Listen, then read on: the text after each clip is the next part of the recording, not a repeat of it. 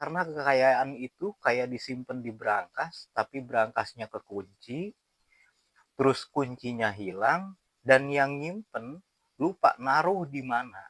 Akhirnya si berangkas itu tuh nggak kebuka-buka gitu.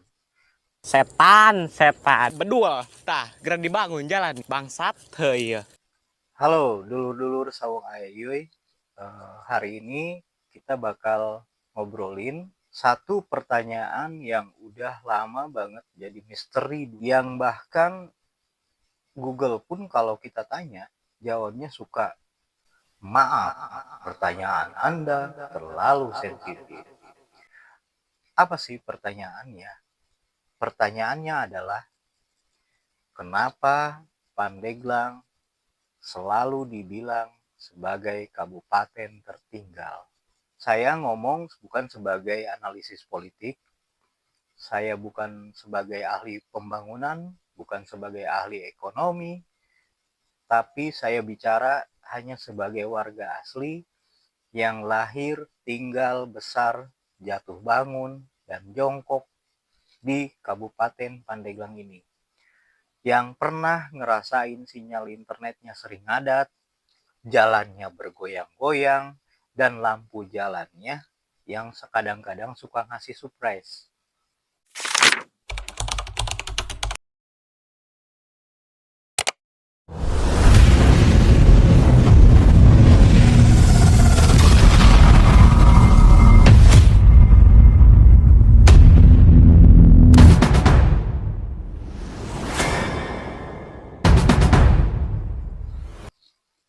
Kalau ada orang luar datang ke Pandeglang, biasanya mereka nanya, loh, ini kotanya kok kecil banget? Kok pusat kotanya cuma segini? Dan sebagai warga lokal, respon kita selalu elegan. Hehehe, ini mah cuma pemanasan. Santai bro, Pandeglang luas. Padahal pemanasan yang entah dari tahun berapa, entahlah, yang jelas bukan pemanasan 5 menit nih. Ini pemanasan maraton. Sebagai warga asli, saya itu punya dua perasaan yang berjalan bersamaan. Antara bangga. Kenapa bangga? Karena Pandeglang kaya banget. Alamnya, budayanya, orang-orangnya. Dan kadang saya punya perasaan gregetan gitu. Karena kenapa? Karena kekayaan itu kayak disimpan di berangkas, tapi berangkasnya kekunci, terus kuncinya hilang, dan yang nyimpen lupa naruh di mana. Akhirnya si berangkas itu tuh nggak kebuka-buka gitu. Jadi Pandeglang tuh mandek di sini-sini aja. Bukan karena masyarakatnya malas, bukan karena tidak mampu, bukan karena desa banget atau kampungan banget Pandeglang ini. Justru potensi Pandeglang itu luar biasa besar banget. Mungkin yang bikin lajunya lambat ada beberapa faktor kali ya. Yang pertama, infrastruktur yang lama merangkak. Banyak jalan antar kecamatan yang sebenarnya strategis, tapi kondisinya itu belum gimana ya, belum maksimal gitu loh. Masih banyak jalan yang rusak, berlobang, bahkan yang mungkin belum dibangun. Jalannya banyak berlubang, kayak wajah bekas banyak jerawat atau komedonya gitu loh. Di mana-mana gitu lubangnya.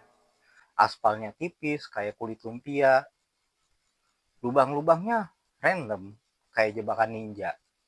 Yang kadang perlu jurus ninjutsu untuk menghindarinya kalau kita lagi bawa kendaraan gitu loh. Lampu jalannya nihil, marka jalan suka hilang-hilang gitu loh. Jembatannya, aduh gimana ya, sempit gitu. Padahal kalau akses lambat, ekonomi lambat, yang akhirnya investor mikir dua kali untuk datang ke Pandeglang. Investor itu manusia, bukan malaikat. Kalau jalannya goyang-goyang, mobilnya masuk kolong, ya mereka trauma lah untuk datang ke sini. Transportasi publik kadang ada, kadang enggak. kadang supirnya yang malah ngilang entah kemana, atau mobilnya yang di jalannya di itu aja gitu loh jalannya, nggak di jalan yang mana-mana gitu, nggak masuk kemana-mana gitu loh. Pandeglang itu daerah pedesaan, bukan jelek, justru ini bagus. Tanahnya subur, petaninya jago-jago, hasil panennya banyak. Cuma masalahnya distribusi lambat, pasar kurang, teknologi jarang masuk, informasi harga tidak merata. Kalau daerah lain sudah pakai mesin jet, kita masih pakai mesin kipas angin yang bunyinya krek,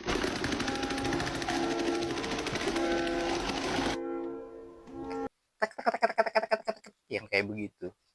Alhasil ya pertaniannya gini-gini aja. Yang ada malahan banyak petani yang jual lahan sawahnya ketimbang menggarap lahan sawah tersebut.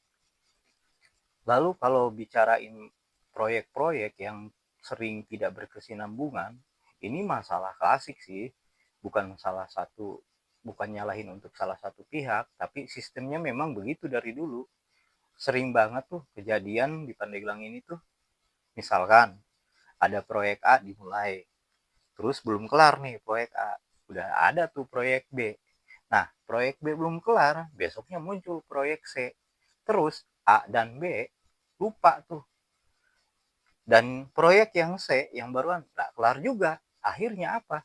Akhirnya progres berjalan pelan banget untuk kelar. Kayak kasur basah dijemur pas mendung. Yang ada kagak kering-kering. Ini salah satunya yang bikin banyak potensi di Pandeglang itu malah jadi kayak tidur siang mulu gitu loh. Masa depanmu tergantung pada mimpimu. Maka daripada itu, perbanyaklah tidur. Semakin banyak mimpimu, semakin dekat jalan kesuksesanmu. Semangat, mari kita tidur. Masyarakat Pandeglang itu sabarnya luar biasa. Pokoknya sabarnya itu udah tingkat level dewa banget deh. Sinyal hilang, sabar. Mungkin towernya capek. Jalan rusak, sabar. Kan belum kiamat. Tenang aja, nanti dibangun. Air mati, sabar. Mungkin pipanya lagi introvert kali gitu kan. Padahal masalah kalau dibiarin terlalu lama, bukannya masalah itu selesai dan hilang. Yang ada malah berkembang biak dan jadi tambah banyak masalah. Potensi Pandeglang tuh besar banget, tapi belum tersambung jadi sebuah ekosistem.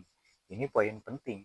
Pandeglang itu punya wisata top, UMKM kuat, budaya yang kuat, kuliner yang variatif, dan lezat-lezat lagi. Masyarakatnya kreatif-kreatif gitu. Cuma semua ini nih berjalan sendiri-sendiri. Wisata tidak nyambung dengan UMKM. UMKM tidak nyambung dengan pasar digital.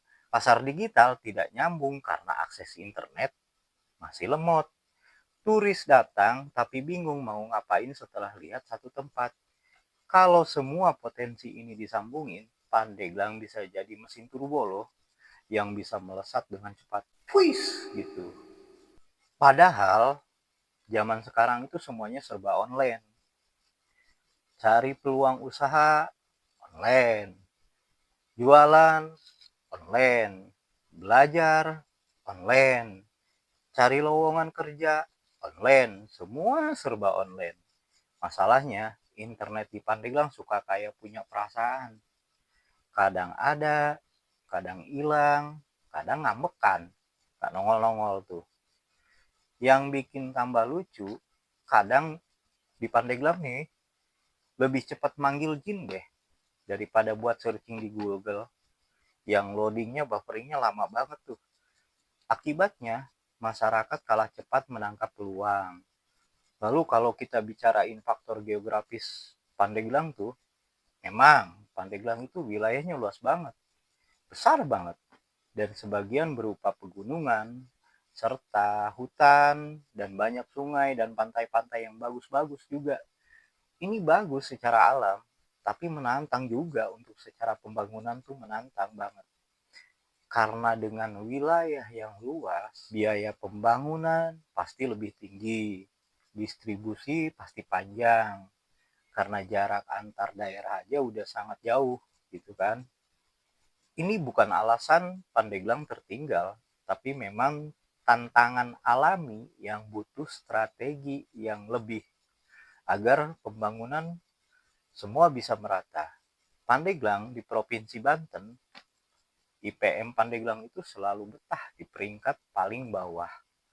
Tapi tingkat kemiskinan selalu saja paling tinggi. Infrastruktur masih belum banyak dan merata. Intinya belum memadai dah. Bukan buat ngejudge, tapi memang menunjukkan bahwa perasaan kita sebagai warga Pandeglang tuh kadang berat menerima kejujuran ini gitu loh. Harusnya kan fasilitasnya itu udah lengkap, di mana-mana mau ngapain ada ini apa gitu kan. Karena apa? Karena pembangunan itu bukan cuma soal anggaran, tapi juga soal mindset masyarakat. Orang Pandeglang memang baik-baik, ramah-ramah, nerima, sabar-sabar, tidak suka konflik. Tapi kadang terlalu baik, terlalu ramah, terlalu nerima, sabar, dan tidak suka konflik. Yang ada masalah datang, kita baik-baik aja. Bantuan telat dan tidak merata, masih saja nerima dan ramah. Pembangunan lambat, nerima-nerima aja. Harga naik, harga sembako naik, masih tetap sabar. Mungkin kalau kita jadi masalahnya, pasti bingung deh menghadapi orang Pandeglang nih. Ini masyarakat Pandeglang kok damai-damai aja ya. Walau banyak masalah yang datang dan betah banget ya. Sampai nggak pernah mau nyuruh tuh untuk masalah pergi. Budaya sabar itu indah, tapi kelamaan sabar tanpa aksi yang nyata, yang ada cuma bikin pantat makin lebar. Kan perut aja gede, ya kan?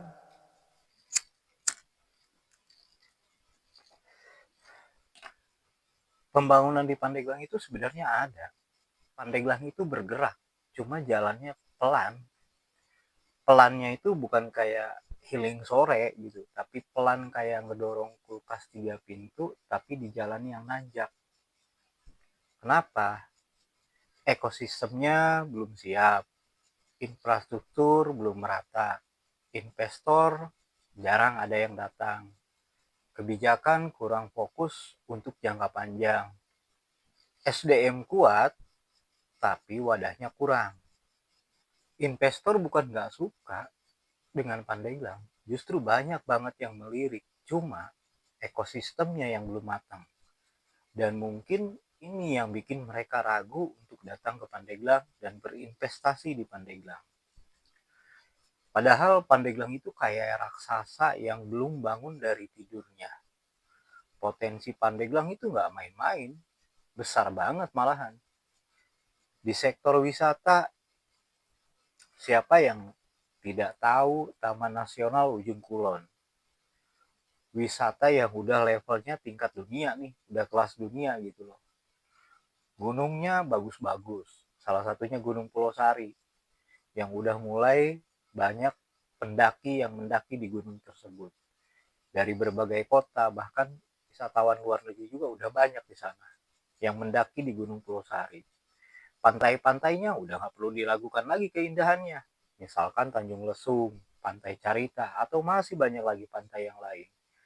Air terjunnya banyak, indah-indah lagi. Bahkan saking banyaknya, belum semua tuh muncul di Google Map gitu loh.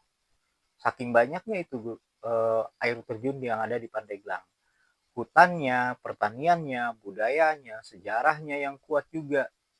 SDM masyarakatnya banyak yang jago-jago. Ada yang jago editing, ada yang jago bikin konten, ada yang jago bisnis, ada yang jago bikin codingan, ada yang jago bikin kerajinan, ada yang jago bikin kuliner. Semua jago-jago. Masalahnya wadahnya doang yang minim. Dan UMKM-nya, jangan diragukan lagi, emak-emak dan bapak-bapaknya jago semua.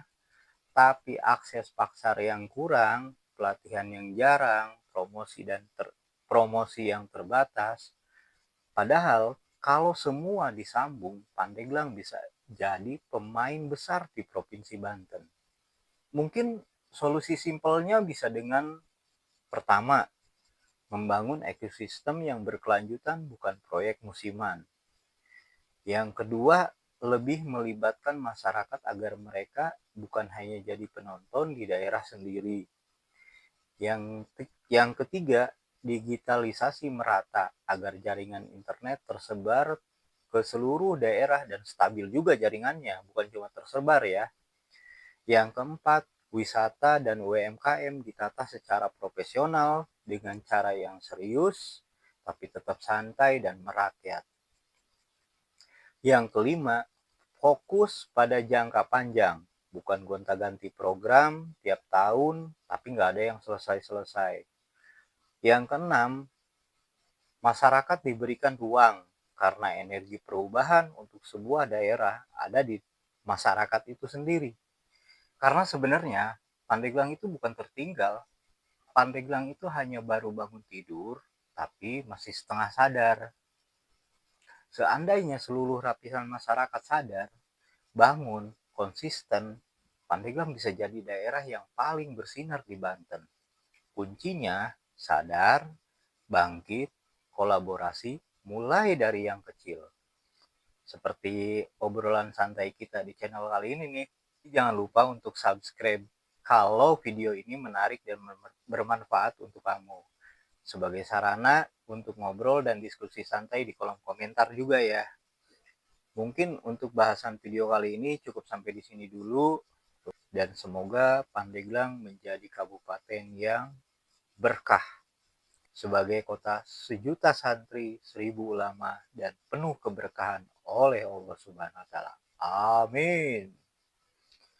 Mudah-mudahan kelak nanti kita melihat Pandeglang menjadi sebuah kota yang besar, kota yang maju, dan potensi yang ada di Pandeglang bisa dimaksimalkan sebaik mungkin. Oke, sekian dulu video kali ini. Sampai ketemu di video selanjutnya. Sang